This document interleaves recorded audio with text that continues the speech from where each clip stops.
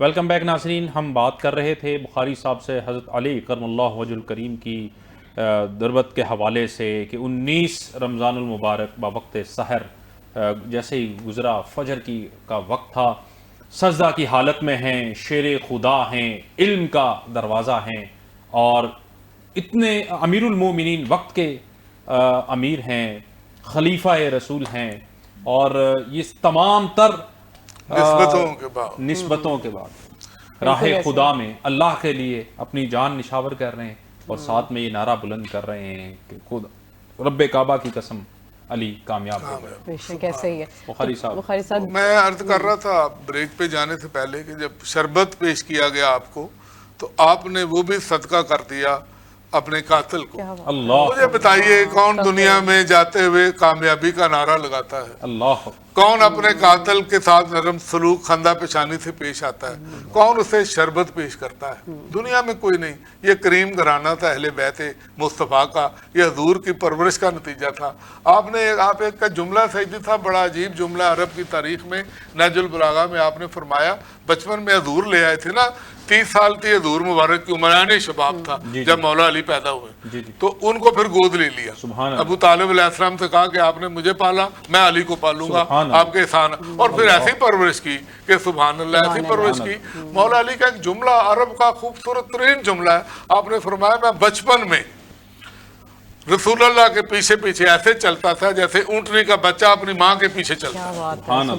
اللہ، یہ کیا نعمت ہے. اور تمام علوم اللہ نے ہزار علم تھے تو اس میں سے کتنے ہی ہزاروں باب مولا علی کو عطا فرمائے. 10 باب ہیں تو 9 باب ان کو دے دیے، اور پھر اس میں سے ہزار باب کھلا جو علم کا شہر علم جو ہو گئے. اب لوگ آج تک کائنات دنیا کے فلاسفر اور علماء مفسرین محدثین مل کر مولا علی کا جو ایک دروازہ ہے شہر علم کا، ایک دروازے کے علم کا احاطہ نہیں کر سکے. حضور تو پورا شہر علم، اس شہر علم کا کیا سمندر ہو گیا، کیا دنیا کے سمندر بھی حضور علیہ السلام کے علم کے سامنے کم ہوں گے کہ دروازے کی جب علم کا ایک فاضل. لیکن ایک لطیف نقطہ مولانا صاحب آپ نے فرمایا کہ جبرائیل امین رسول اللہ کو 1 مرتبہ ملتے تھے اور مجھے 2 مرتبہ ملتے تھے.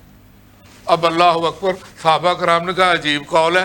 جا کے کہا یا رسول اللہ، علی نے کیا دعویٰ کر دیا کہ جبرائیل، آپ پیغمبر آپ ہیں، جبرائیل امین 1 دفعہ ملتے ہیں آپ سے، 2 دفعہ ان سے ملتے ہیں. تو آپ نے کہا علی کو بلا کے لاؤ. بلا کے لائے تو پوچھا گیا تو آپ نے مسکرا کے عرض کی یا رسول اللہ، آپ نے خود ہی مجھے عطا فرمایا کہ میں شہر علم کا دروازہ ہوں. ظاہر جبرائیل امین آپ سے ملنے آتے ہیں، دروازے سے گزر کے جاتے ہیں، پھر دروازے سے گزر کے واپس آتے ہیں. آپ سے 1 مرتبہ، مجھ سے 2 مرتبہ. پیغمبر مسکرا دیے کہ بالکل علی ٹھیک ہے تو کہہ رہا ہے. یہ اس اعتبار سے جس ہستی کی نسبتیں ہوں، امت نے انہیں زخمی کر دیا. وہ بلبلے ممبر سلونی، کائنات میں کسی نے خدا کی قسم یاد رکھی سیدی صاحب، یہ بات دعویٰ ہی نہیں کیا.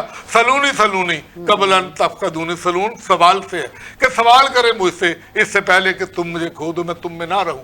پوچھو جو پوچھنا چاہتے ہو. کوئی دنیا کا سوال جس نے کیا فوراً بغیر سوچے جواب دیا.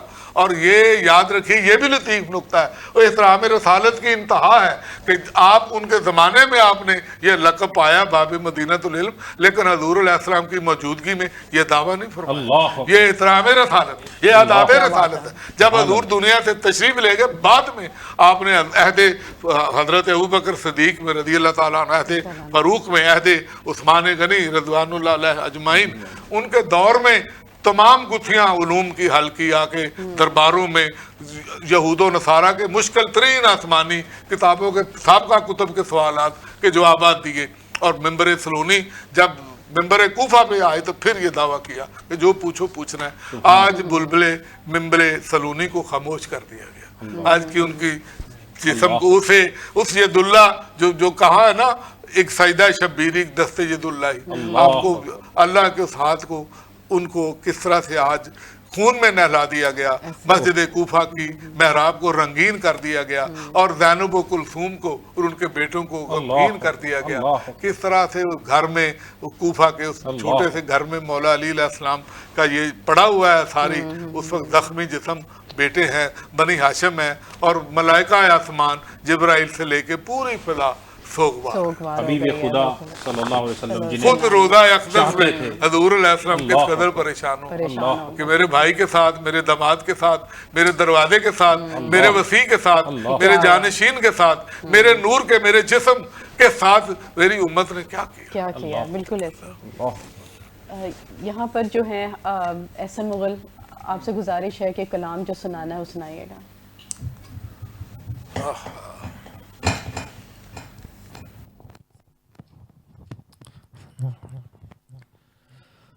نہ پوچھئے کہ کیا حسین ہے، میرا حسین ہے، نہ پوچھئے کہ کیا حسین ہے، خدا کے دی کا ناخدا، ہر ابتدا کی ابتدا، کرم کی انتہا حسین ہے، میرا حسین ہے، ایسا بادشاہ حسین، کرے کوئی جو ہم سری، کسی کی کیا مجال ہے، جہاں میں ہر لحاظ سے حسین بے مثال ہے، یہ ہو چکا ہے فیصلہ،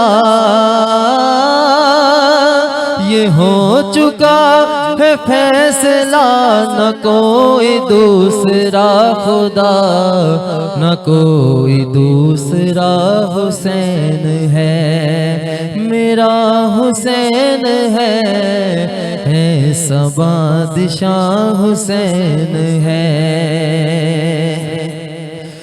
جس کی فکر کربلا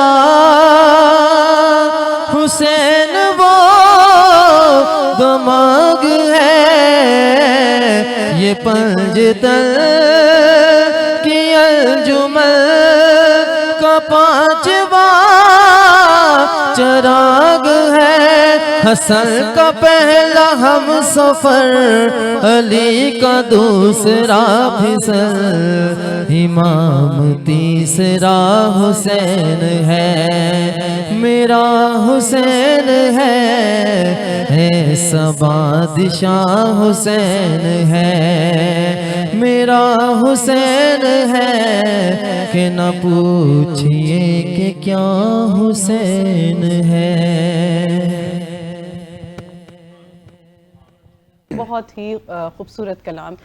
بخاری صاحب مجھے بتائیے گا، جس طرح ساری ڈسکشن ہو رہی ہے، حضرت علی رضی اللہ عنہ کی شہادت کے بعد خلافت کس نے سنبھالی تھی؟ خلافت آپ کے بعد آپ نے کوئی وصیت نہیں فرمائی تھی، نہ ہی امام حسن علیہ السلام کے لیے۔ امام حسن کو امت نے اجماعی طور پہ صحابہ کرام نے چن لیا تھا آپ کے بعد آپ کا خلیفہ، یہ کوئی وراثت کے لیے آپ نے نہ وصیت کی، جیسے حضرت عمر نے اپنے بیٹے کے لیے وصیت نہیں کی تھی، مولا علی نے بھی نہیں کی، امت نے چنا تھا۔ امت متفقہ طور پہ حضور علیہ السلام نے فرمایا تھا کہ میرے بعد خلافت 30 سال رہے گی۔ مولا علی کی شہادت 40 ہجری میں ہوئی، تو اس وقت تک 39.5 سال، یہ 29.5 سال خلافت چلی ہے، حضرت ابوبکر سے لے کے مولا علی تک۔ تو پھر 6 ماہ جو امام حسن علیہ السلام خلیفہ راشد بنائے گئے، پھر آپ نے ایک کنٹریکٹ کر کے صلح نامہ لکھ کے اپنے نانا کی امت کو خون ریزی سے صحابہ کرام کو بچانے کے لیے اس حکومت کو چھوڑ دیا اور امیر معاویہ کو دے دی۔ تو یہ 30 سال علماء کرام نے، امت نے بالاجماع خلافت راشدہ میں، آپ کے بھی 6 ماہ بھی خلافت راشدہ میں شامل ہیں، پھر آپ نے چھوڑ دیا۔ اور جو حسن، اس سے بڑا سخی کون ہوگا جس نے 22 لاکھ مربع میل سے زیادہ کی حکومت ہی ایک کاغذ پہ دستخط کر کے کسی کو دے دی ہو، اس سے بڑا سخی کون ہوگا؟ یہ جناب امام حسن مجتبی علیہ السلام۔ سیدی صاحب، ہاں جی سیدی صاحب، اسی اس کو آج کے موضوع کو جس طرح ابھی صاحب نے یہ کہا نا کہ ایسی سخاوت ہے، اللہ سبحان اللہ، میں اگر آپ کو قرآن مجید کی آیہ مبارکہ ہے، دوسرے پارہ اس کا دوسرا پاؤ شروع ہو رہا ہے، سبحان اللہ، جس میں رب عز و جل کی طرف سے حکم ہے، لیس البر ان تولوا وجوہکم قبل المشرق والمغرب۔ رب کا کلام فرماتا ہے کہ کوئی بھی تمہاری عبادت جو ہے وہ نیکی نہیں ہے. تم جو نیکیاں کرتے ہو قرآن کہتا ہے وہ نیکی نہیں کہ تم مشرق کی طرف منہ کر لو, کعبۃ اللہ کی طرف منہ کر لو, کسی طرف منہ کر لو, یہ تمہاری نیکی, یہ نیکی نہیں ہے.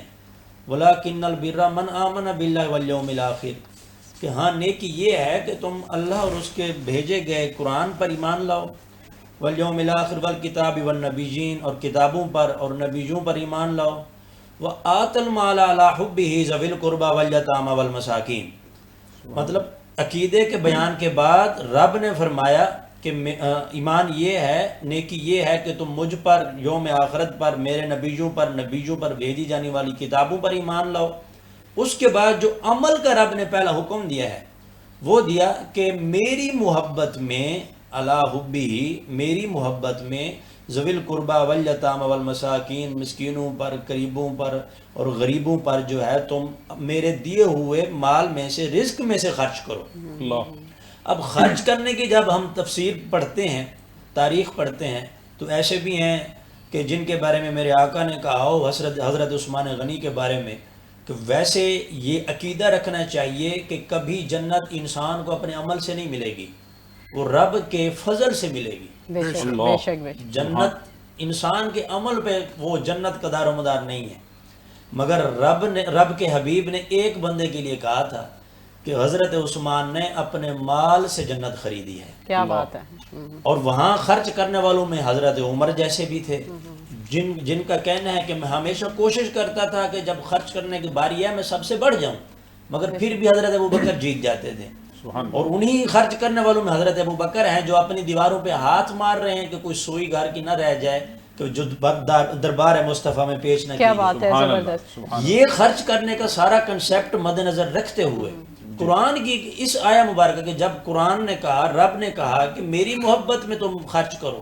اب خرچ تو بڑے بڑوں نے بڑا خرچ کیا, بے شک ایسے ہی ہے, مگر جو ذکر ہوا رب کے کلام میں, جس کو رب نے پسند فرمایا ہے, ان خرچ کرنے والوں کی بھی کیا شان ہے, وراء الورا ہے.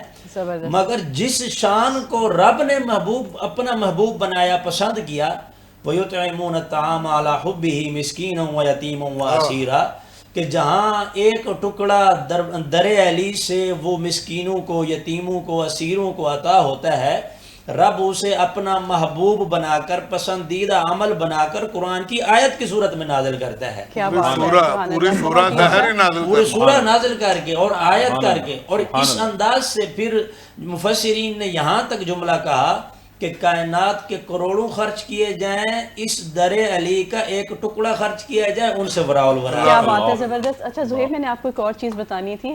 ایک سلوگن آیا ہے امید کے نام سے, تو کل آپ تھے نہیں تو میں نے بریف کیا تھا, آپ بھی سن لیں, پھر آپ نے بھی بتایا کرنا ہمارے ساتھ.